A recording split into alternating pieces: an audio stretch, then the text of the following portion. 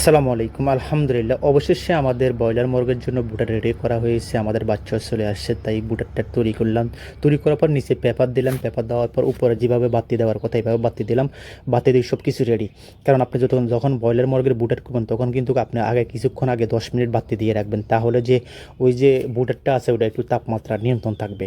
কারণ ব্রয়লার মুরগি আনার সাথে সাথে যখন দেখতেছেন আনবেন, এই জিনিসটা আমরা অনেকে ভুল করে থাকি যে আমরা অনেক সময় বুটার কীভাবে করি সেটাও জানি না।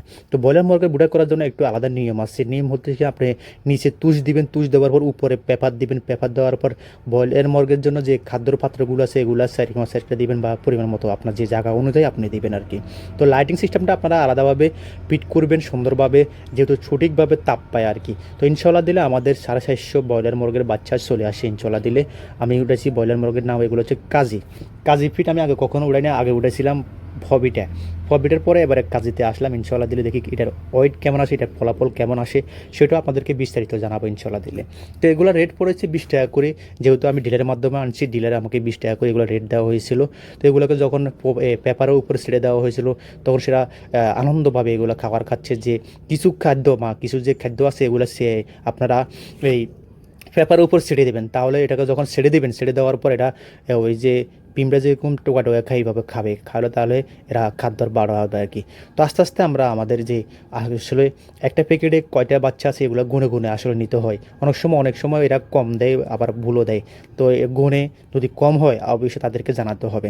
তো আমি চেয়েছিলাম যে ব্রয়লার মুরগির বাচ্চা এবারে উঠাবো না, কারণ আর দুই একবার চালান পাইছি বা তেমন লাভবান হয় নাই। যেহেতু চারিদিকে ব্রয়লার মুরগির রেট একটু কম, বা এই সিজনে ব্রয়লার মুরগির রেট একটু কম। তারপরে যেহেতু আমি গদ দিয়েছি, গদ দেওয়ার কারণটা হচ্ছে আমার এই ঘরে অনেক টাকা খরচা গেছে।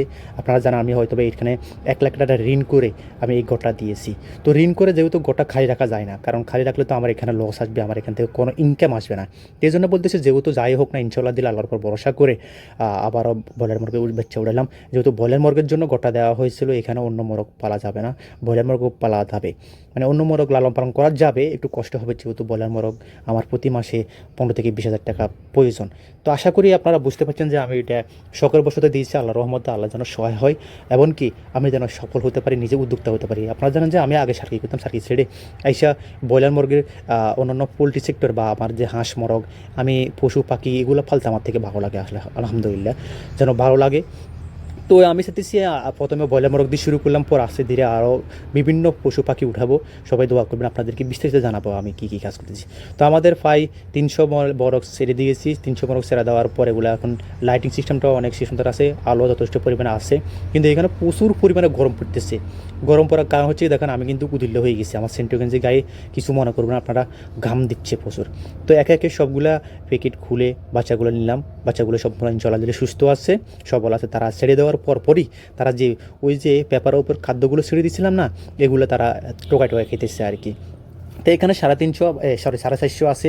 আমি আমার এই যেখানে 500 উঠান যায়, 500 উঠালে একটু ঘন হয়ে যায় আর কি। তো আমি চাইতেছি এবারে যে 50 পিস একটু কম উঠাই।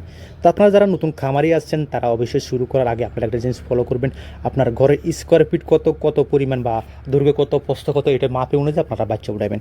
বেশি ঘন উঠালে কিন্তু বাচ্চা গরমে, যেহেতু এখন গরমের সিজন, তাহলে বাচ্চারা গরমে স্ট্রোক করার সংখ্যা সবচেয়ে বেশি থাকে, এমনকি মুরগের ওয়েট কম আসে আর কি। তো আলহামদুলিল্লাহ আমাদের বাচ্চাগুলো পোলরে ছেড়ে দিয়েছি, এবং সবগুলো ইনশাল্লাহ দিলে আছে। পোলরে ছেড়ে দেওয়ার পর বিস্তারিত সব কিছু বলা হচ্ছে, কি কি কাজ করতে হবে, কি কি লাইটের পরিমাণ কোথায় রাখতে হবে, কোথায় লাইট রাখলে আপনার জন্য ভালো হবে। এবার সব কিছু বিস্তারিত আপনাদেরকে তুলে ধরছে। তো তুলে দেওয়ার পর আমরা অনেকেই করি যে এই পেপারগুলো আছে এগুলো আমরা অনেকেই জেনে রাখি। এটা নিজে জেনে রাখা যাবে না। আপনি যদি পরিবেশ সুন্দর রাখতে চান অবশ্যই এগুলোকে সুন্দরভাবে এক জায়গাতে রাখবেন। এটা আপাতত আজকে রাত্রের জন্য এখানে আছে, এগুলো পরের দিন অন্য জায়গায় চলে যাবে। তো আজকের জন্য এটা এখানে রাখছিলাম আর কি। তো পরের দিন অন্য জায়গায় নেব, ইনশাল্লাহ দিলে দোয়া করবেন। আর আমার খামারের জন্য সবাই দোয়া করবেন যেন আমি ইনশাল্লাহ দিলে সফল হতে পারি, এমনকি আল্লাহর রহমতে বড়গুলো যেন সুস্থ থাকে। সবাই দোয়া করেন। আসসালামু আলাইকুম।